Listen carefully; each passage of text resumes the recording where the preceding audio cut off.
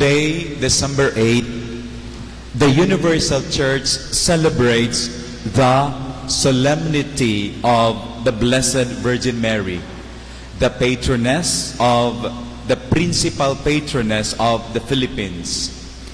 Ang solemnidad ni Maria nga gipanamkon nga walay buling sa sala, ang unang patrona sa Pilipinas. Viva la Purísima Concepción! Viva Maria! Viva la Virgen!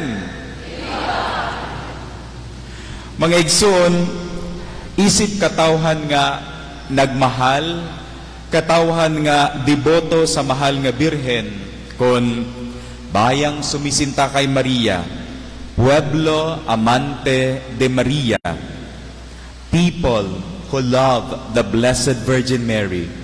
Dili gyud nato mapugngan ang pagsaulog sa kapistahan sa mahal nga Birhen, the Immaculate Conception. Mao man bitaw nga karong adlaw, pagaymo unta usab ang konsagrasyon sa Pilipinas ngadto sa Immaculada Concepcion. Sa laing bahin, aduna gihapoy daw nalibog nining maong kasaulugan ta karon, the Immaculate Conception. Nakalaw nga iban sa ato na amoy nian milagrosong pagpanamko ni Maria kang Jesus, ang gitawag nga the virgin birth of Jesus. Nankinsa man tuod ang gipanamkon sa atong kasaulugan karon, si Jesus ba o si Maria? Mga igsuon diha sa pagtuo, ang Immaculate Conception mao ang pagpanamkon ni Santa Ana kang Maria nga walay buling sa sala. So si Maria. Pero makapangutana kita, Father, giunsa man pagkahimo niini nga gipanamkon man si Maria nga walay buling sa sala, nga ang tanang tao sa kalibutan gipanganak man nga adunay buling sa sala nga panulundon kun original sin. Mao ka na nga atong nadungog sa unang pagbasa, ang sala nga panulundon. Mga igsoon, bagan imposible kini alang kanato nga mga tao, apan dili sa Dios, tungod kay walay imposible sa Dios. Diha sa ebanghelyo karon sa katapusang bahin, mingon si Maria, unsaon man kini pagkahimo, ulay man ako. Mingon usab sa later part ang anghel Gabriel, walay dili mahimo sa Dios. See that? Walay imposible sa Dios.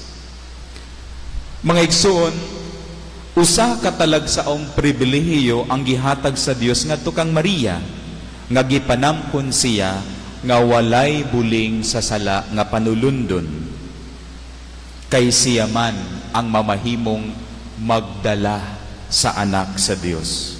Tungod niini, kinahanglan nga limpyo ang sabakan, limpyo ang puloy-anan ni Maria, sugod ang puloy-anan sa mamahimong anak sa Dios.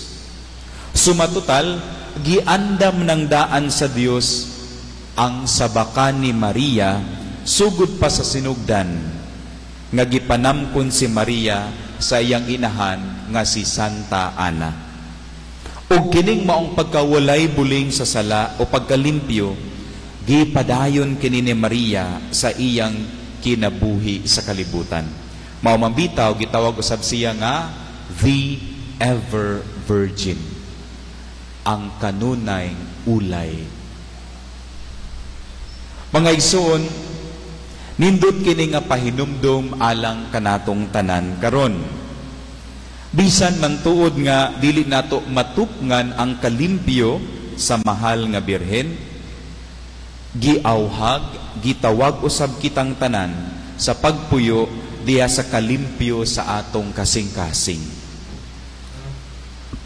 Subo lamang nga paladumon tungod kay sa atong panahon karon, daghan na kanato ang daw nahilo sa malaw-ay nga mga basahon o talan-awon, ilabi na gayo diha sa internet.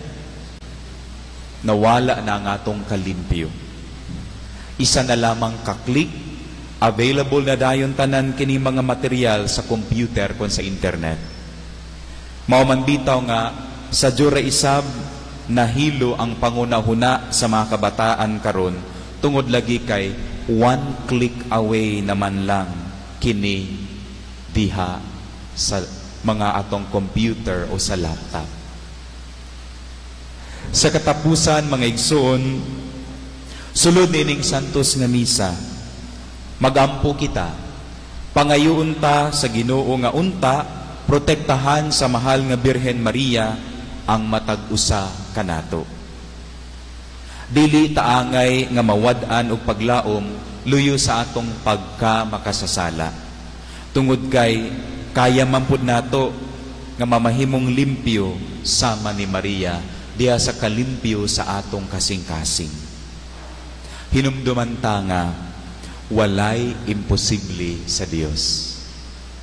Walay dili mahimo sa Dios matud pa sa Arkanghel Gabriel sa Ebanghelyo karon. Mao nga magampo kita kanunay ngadto sa Dios ingon man usab pinaagi sa panabang sa mahal nga Birhen Maria nga mamahimo ta kini. Hinaot paunta. Malipayong piyesta kanatong tanan. Malipayong piyesta. Viva la Purísima Concepción.